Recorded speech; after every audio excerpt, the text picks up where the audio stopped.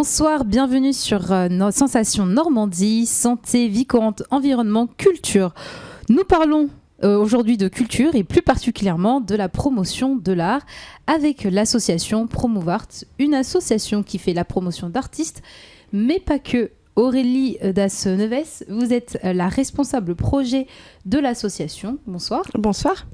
Alors, de nouveaux projets depuis janvier, Aurélie? Plein de projets, plein d'idées et envie de les concrétiser forcément.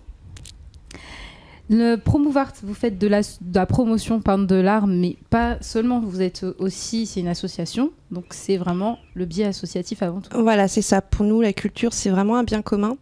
Donc on monte des projets, alors que ce soit des expositions, en fait on essaye toujours de lier à une thématique sociétale, donc que ce soit l'insertion, l'environnement, voilà.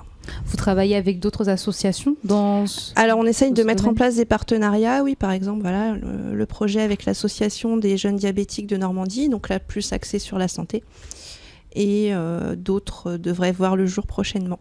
Sur quelle thématique? Alors sur la thématique environnement, sur la thématique numérique, sur les médias d'une manière générale. Comment ça fonctionne l'association Promouvart? Vous faites le lien entre les artistes et le public? Alors on a cette mission de lien entre les artistes et le public, entre les structures culturelles, donc les salles de spectacle, les bibliothèques par exemple, et les artistes, et aussi finalement entre les structures et le public. Quelles actions vous mettez en place justement? Alors on a différents projets selon les thématiques, selon les besoins des territoires aussi, puisqu'on s'adapte un petit peu. En général, on nous donne les besoins, la thématique à aborder, et puis en fonction de ça, on construit les projets. Vous êtes basé à côté de Bernay? Oui, alors à Bourneville, mais on travaille j'ai coutume de dire qu'on traverse la France d'est en ouest, puisqu'on travaille entre la Normandie et la Haute-Savoie. Et la Haute-Savoie? Oui. Et vous avez fait quel projet en Haute-Savoie? Alors on travaille avec une compagnie qui s'appelle la Compagnie du Balcon. Donc on travaille sur la promotion d'un spectacle qui s'appelle Sirène, donc qui mêle conte, musique et danse. Vous avez lancé une consultation citoyenne. Est-ce que vous pouvez nous en dire plus? Oui, alors on travaille vraiment sur l'intérêt sociétal de la culture. Donc on avait besoin finalement d'avoir des avis des différents types de personnes, que ce soit donc le public d'une manière générale, des artistes, des enseignants des matières artistiques et culturelles, et des professionnels de la culture. Pourquoi des enseignants?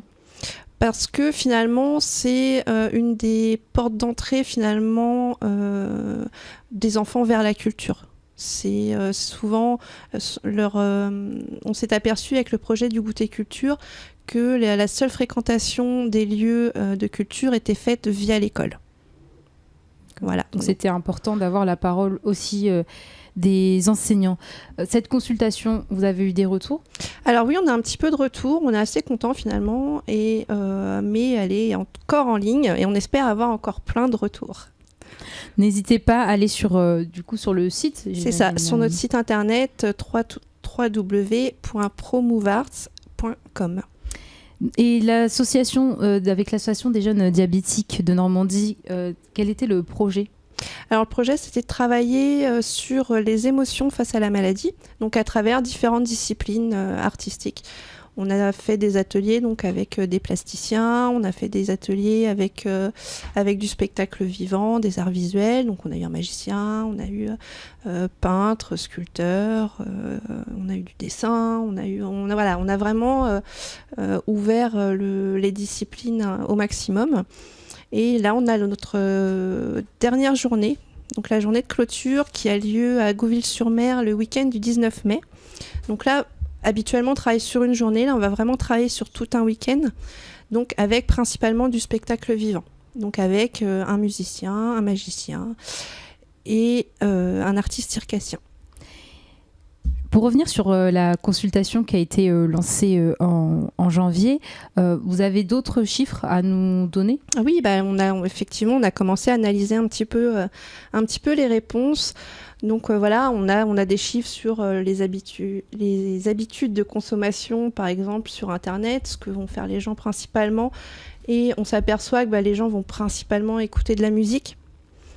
Donc certainement sur des plateformes type Spotify. Plateforme de partage. Voilà, donc musique. après, nous, en fonction de ça, on va peut-être faire une information, par exemple, sur comment sont rémunérés les artistes au travers de ces plateformes, puisque c'est quand même un enjeu essentiel pour nous que l'artiste soit rétribué pour son travail. Donc Promouvoir, vous faites aussi bien de l'information que le développement de projets autour de l'artiste et aussi du public. C'est ça, pour nous c'est vraiment finalement, ce sont des thématiques qui sont complémentaires.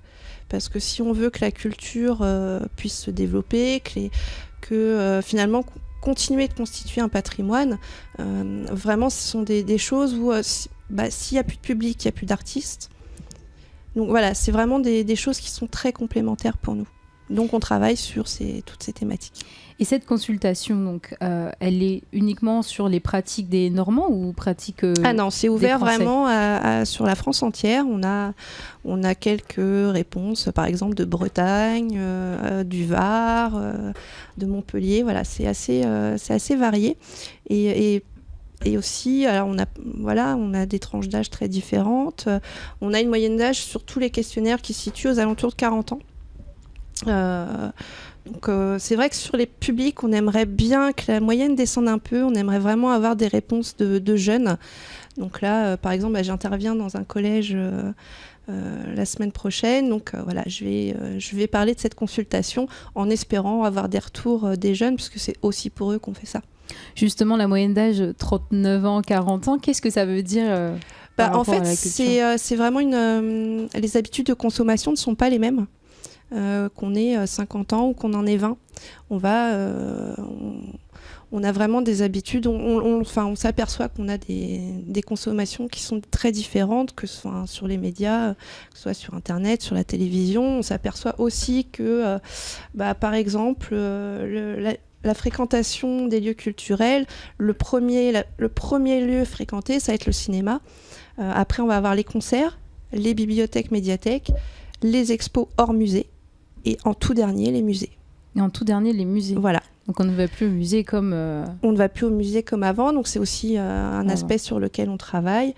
On s'aperçoit que finalement... Alors, après, c'est toujours ce que les gens veulent bien nous dire, mais que finalement, le téléchargement des films et des musiques, ça arrive vraiment en dernière position dans les habitudes de consommation sur Internet. Justement, même pour le chiffre sur l'écoute justement de la musique sur Internet, on aurait pu croire que ce sont plutôt des jeunes qui écoutent... Eh ben non. Non, parce que justement, cette génération intermédiaire, alors je crois que c'est la génération Y, a pris aussi finalement, c'est aussi engouffré dans l'Internet. Et puis c'est bien parce que ça permet de découvrir des choses qu'on n'aurait pas forcément vues ailleurs. Ça permet de faire émerger des artistes aussi. Mais voilà. Après, le problème, c'est toujours la rétribution des œuvres. Cette consultation, elle est en ligne jusqu'à quand ? Alors, jusqu'à fin avril, donc le 30 avril. 30 avril. Voilà. Et après, on fera vraiment une analyse très poussée. Et ça donnera sûrement lieu à d'autres consultations. Donc après, voilà, quand on répond au questionnaire, on a la possibilité de s'inscrire pour les prochaines consultations. Très bien. Un site internet ? www.promouvarts.com. Merci Aurélie Dasneves, responsable projet de l'association Promouvoir. Merci beaucoup d'avoir répondu à notre invitation. Le MAG est à retrouver en podcast son et vidéo sur notre site radiosensation avec un s.fr.